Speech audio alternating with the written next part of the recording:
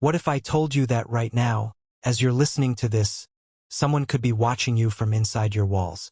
That the strange sounds you hear at night aren't just the house settling, but footsteps, breathing, waiting. Tonight, we're diving into 5 absolutely terrifying true stories of people who discovered they weren't alone in their homes. These aren't urban legends or creepypastas. These are documented cases that will make you question every creak, every shadow, and every moment you thought you were safe in your own space. So turn up the volume, check your locks, and whatever you do, don't look behind you. Let's begin. Stacy Ferrance thought she was losing her mind. For weeks, food had been disappearing from her kitchen. Not entire meals, just small amounts. A few crackers here, some leftover Chinese food there. Her electricity bills were mysteriously higher than usual, and she kept hearing strange sounds coming from above her bedroom ceiling. Living alone in her modest 2-bedroom home, Stacy initially blamed herself. Maybe she was eating more than she remembered. Maybe the old house just made weird noises. But then she found the plastic spoons. Dirty plastic spoons that weren't hers, hidden behind her couch. Spoons she'd never bought, never used. That's when the horrible realization began to creep in. One September evening, Stacy heard it clearly, footsteps above her head. Slow, deliberate footsteps moving across her ceiling. She grabbed a flashlight and pulled down the attic ladder, her hands shaking as she climbed up into the darkness. What she found will haunt her forever. Cups of her urine, plates with remnants of her food, and a makeshift bed where someone had been living. For months, a 57-year-old homeless woman named Stanley Carter had been living in Stacy's attic crawlspace, coming down at night to steal food and use her bathroom. But here's the most chilling part: Carter had been watching Stacy sleep. Police found that she'd carved small holes in the ceiling above Stacy's bed, giving her a perfect view of everything below. When confronted, Carter calmly told police she thought it was her house. Stacy Ferrance never felt safe in her own home again. Story 2. The Man Behind the Bookshelf. In Japan, there's a term called hikikomori, social withdrawal. But what happened to a 57-year-old man in Tokyo goes far beyond social anxiety. This is about survival, desperation, and the horrifying lengths someone will go to for shelter. The homeowner, whose name was kept private, lived alone in his house for over a year, completely unaware he had a roommate. The signs were subtle at first: food items rearranging themselves in the refrigerator, shower products being used up faster than expected, and an occasional feeling of being watched. The man installed security cameras, thinking he might have a burglar. But the cameras never caught anyone breaking in. They never caught anyone leaving either. That's because his uninvited guest was already inside. For over a year, a 58-year-old homeless woman had been living in a tiny storage space behind a bookshelf in his house. She'd discovered that the space connected to a small gap that allowed her to slip in and out undetected. During the day, while the homeowner was at work, she'd emerge to shower, eat, and live a secret life in his home. The woman was incredibly organized.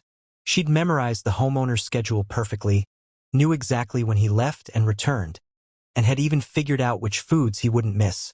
She lived like a ghost in his house, surviving in a space so small she couldn't even stand up straight. She was only discovered when the homeowner decided to stay home sick one day. He heard a slight shuffling sound and investigated.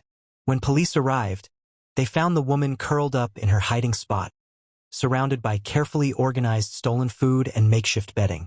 She'd been the perfect hidden roommate until she wasn't. Story 3. The Child in the Closet. Not all of these stories involve strangers. Sometimes the most heartbreaking cases involve families hiding in plain sight. In Queens, New York, a family made a discovery that changed their understanding of their neighborhood forever. The Martinez family had been hearing strange sounds from the apartment next door for months. Sounds like crying, footsteps, and muffled voices. But their elderly neighbor, Mrs. Chun, lived alone and claimed she never heard anything unusual. The truth came out during a building inspection when maintenance workers discovered something that shocked everyone. A false wall in Mrs. Chen's apartment. Behind it was a narrow space where a family of 4 had been living for over 2 years. The father, Li Wei, had overstayed his visa and was facing deportation. Rather than leave his family behind, Mrs. Chun, his aunt, had secretly constructed a hidden room where Lee, his wife, and their 2 young children could live undetected. The space was barely 6 feet wide. The family had been surviving on the kindness of Mrs. Chun, who would bring them food and empty their waste bucket daily. The children, ages 6 and 9, hadn't seen sunlight or been outside in 2 years. They'd forgotten what it felt like to run or play. When immigration services arrived, they found detailed drawings the children had made on the walls, pictures of the outside world they remembered, drawn from memory of a life they'd lost.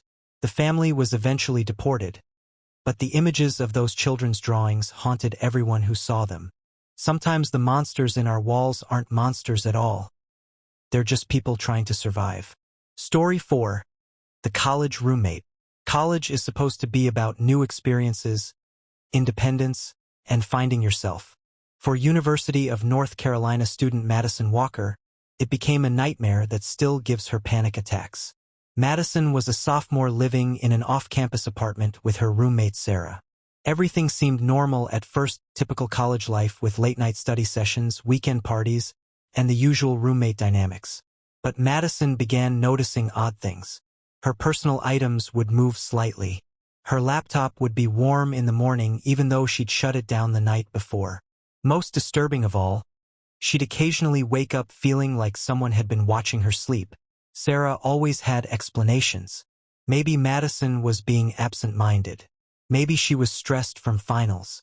Maybe she was just paranoid from watching too many horror movies.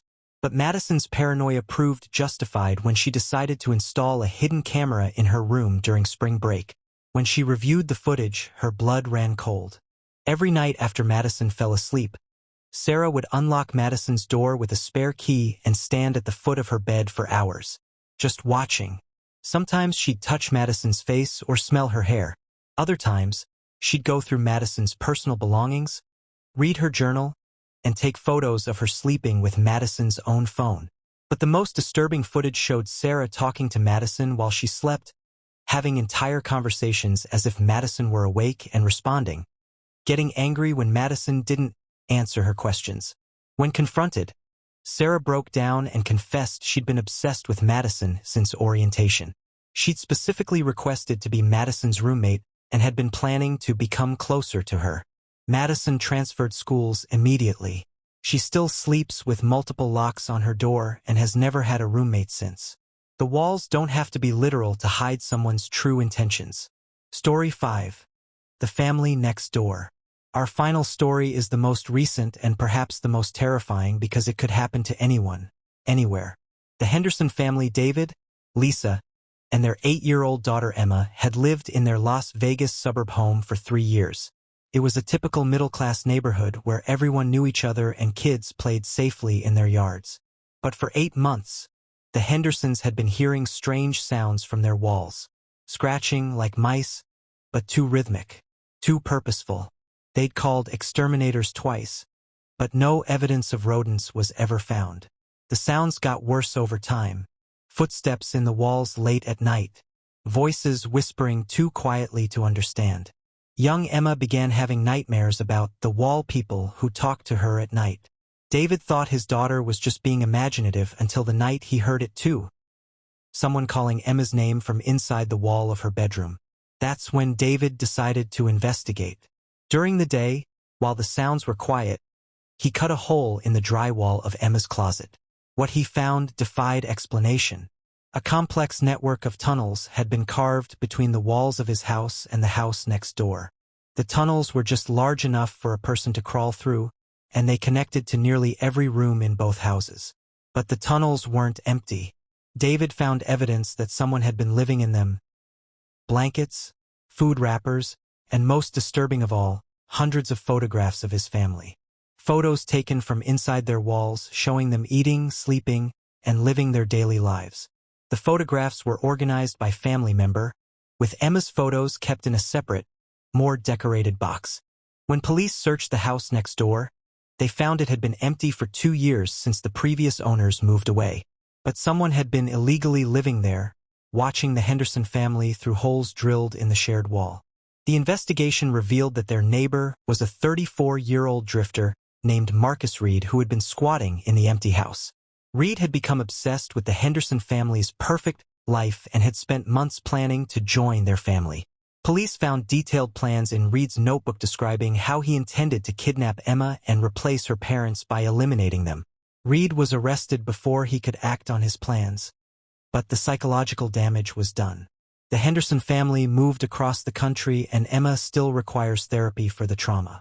The empty house next door was demolished, but the tunnels Reed carved served as a chilling reminder that sometimes the most dangerous predators are the ones who watch and wait. These 5 stories remind us that our homes, our sanctuaries, can be violated in ways we never imagine. The people living in our walls aren't always supernatural entities or movie monsters. They're real people driven by desperation, obsession, or mental illness to cross boundaries that should never be crossed. The next time you hear an unexplained sound in your house, don't just dismiss it. Trust your instincts. Check your locks. Be aware of your surroundings. Because the most terrifying thing about these stories isn't that they happen to other people. It's that they could happen to you. Sleep well tonight, if you can.